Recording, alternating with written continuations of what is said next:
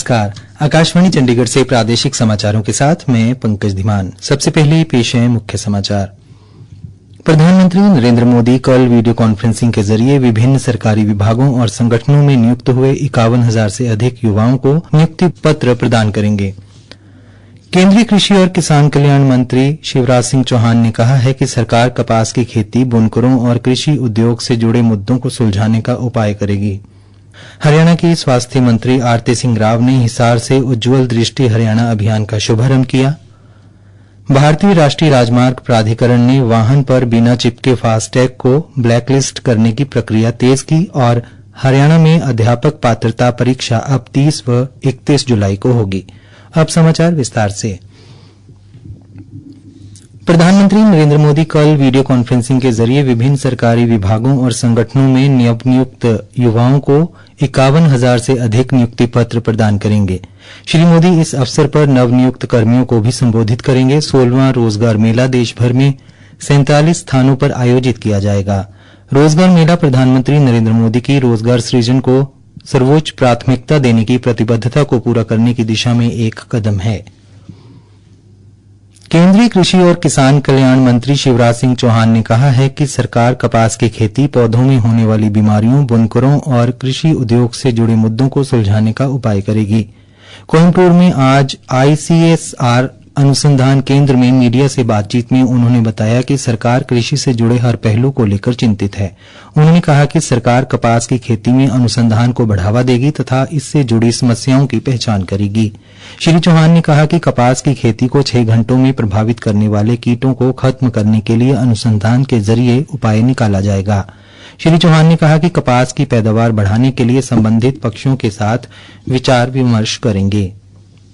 स्वास्थ्य एवं परिवार कल्याण मंत्री आरती सिंह राव ने आज हिसार से उज्ज्वल दृष्टि हरियाणा अभियान का शुभारंभ किया। यह राज्यव्यापी अभियान स्कूली बच्चों को निःशुल्क चश्मे उपलब्ध कराने और 45 वर्ष से अधिक आयु के नागरिकों को निकट दृष्टि सुधार प्रदान करने के उद्देश्य से शुरू किया गया है। मंत्री ने बताया कि इस अभियान के अंतर्गत राज्य के 22 जिला अस्पतालों, 50 उपमंडलीय अस्पतालों और 122 सामुदायिक स्वास्थ्य केंद्रों के माध्यम से 1,40,000 से अधिक चश्मों का वितरण किया जा रहा है। चश्मे की वितरण की है और साथ साथ 40,000 बच्चों के चश्मा वितरित की है हमने। और इसके साथ साथ हम जांच भी करवा रहे हैं हर जिले में, चाहे वो सिविल अस्पताल हो, चाहे वो सब डिविजनल अस्पताल हो। हिसार हमेशा एक बहुत ही स्ट्रॉन्ग मेडिकल हब कहलाया है पूरे हरियाणा का, तो मैंने कहा यहाँ से ही शुरुआत होनी चाहिए। स्वास्थ्य मंत्री ने कहा कि यह अभियान राष्ट्रीय नेत्रहीनता और नेत्र विकार कार्यक्रम के तहत संचालित किया जा रहा है, जिसके लिए राज्य सरकार द्वारा विशेष बजट का प्रावधान किया गया है। हिसार के नागरिक अस्पताल को नई इमारत आवंटन किए जाने के सवाल पर उन्होंने कहा कि भवन का चुनाव कर लिया गया है, अन्य विभागों की जमीन खरीदने के बारे में बातचीत चल रही है। एक प्रश्न के उत्तर में स्वास्थ्य मंत्री ने कहा, आज हमने 700 से वो ऊपर डॉक्टर शामिल किए हैं जो सिविल अस्पताल में, वो उनमें मोरलेस जो मेडिकल ऑफिसर्स हैं उनकी वैकेंसीज अब नहीं रही हैं। और आगे चल के भी जैसे हम सुपर स्पेशलिटी की बात करते हैं, हम कोशिश कर रहे हैं कि सुपर स्पेशलिस्ट भी हमारी तरफ आए और आगे चल के हमारे लिए हमारे सिविल अस्पताल को एक बेहतरीन जगह बनाए ताकि कोई प्राइवेट अस्पताल किसी को ना जाना पड़े। उन्होंने कहा कि आज विश्व जनसंख्या दिवस पर प्रदेश में जनसंख्या नियंत्रण के लिए भी बहुत सारे जागरूकता कार्यक्रम किए गए हैं। कैथल के नागरिक अस्पताल में आज उज्ज्वल दृष्टि हरियाणा अभियान के शुभारंभ पर चश्मों का वितरण किया गया।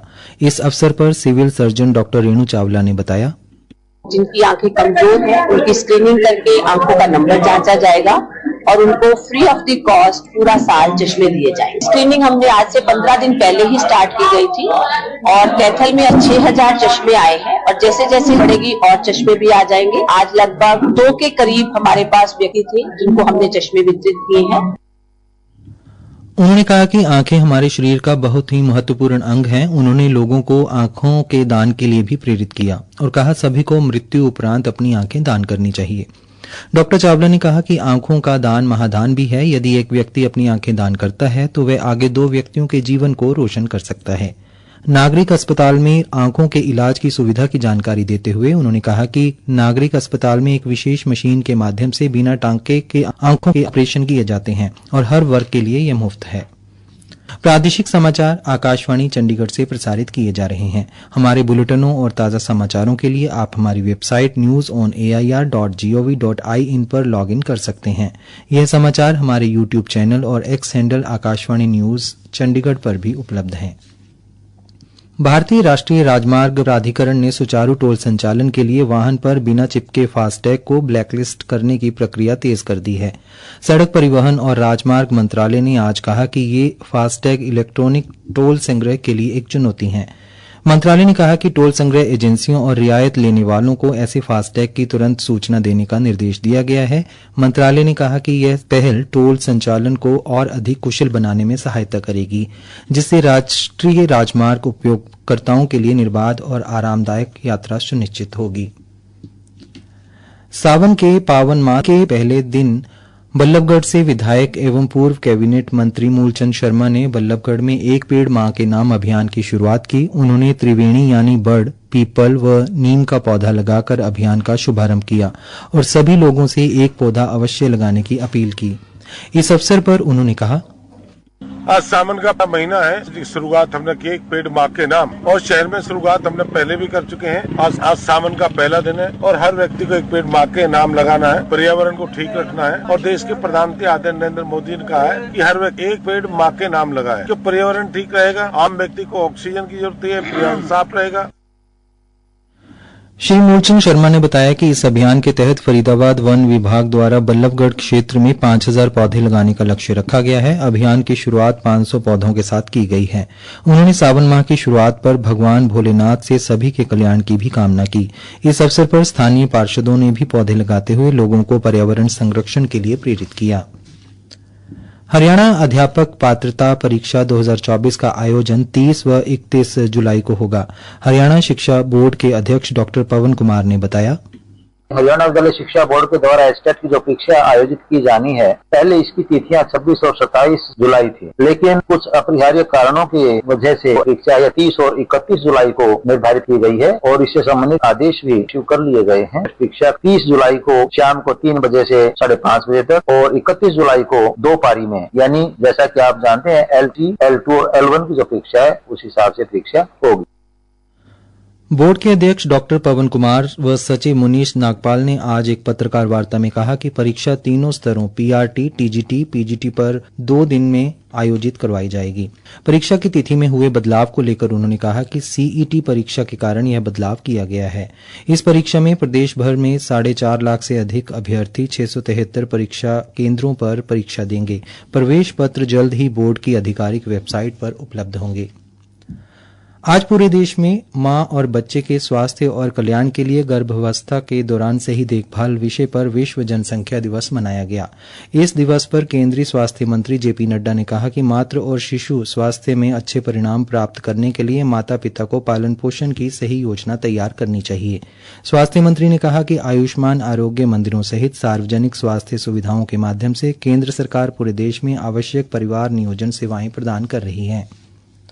हरियाणा की स्वास्थ्य मंत्री आरती सिंह राव ने महाराजा अग्रसेन मेडिकल कॉलेज अग्रोहा में नवीनीकृत प्रशासनिक भवन का विधिवत लोकार्पण किया। इस दौरान उन्होंने महाविद्यालय में विभिन्न कार्यों के लिए 21 लाख रुपए की अनुदान राशि देने की घोषणा की। कार्यक्रम में महाराजा अग्रसेन चिकित्सा शिक्षा व वैज्ञानिक शोध सोसाइटी की अध्यक्ष व हिसार की विधायक सवित्री जिंदल, पूर्व सांसद जनरल DP वत्स, वरिष्ठ उपाध्यक्ष मधुसूदन अग्रवाल, पूर्व महापौर मनमोहन गोयल भी मौजूद रहे। श्रावण मास की वार्षिक कांवड़ यात्रा आज से शुरू हो गई है। कांवड़ यात्रा के दौरान बड़ी संख्या में लोग उत्तराखंड के हरिद्वार, गौमुख और गंगोत्री जैसे तीर्थ स्थलों पर गंगा नदी का पवित्र जल लेने के लिए जाते हैं।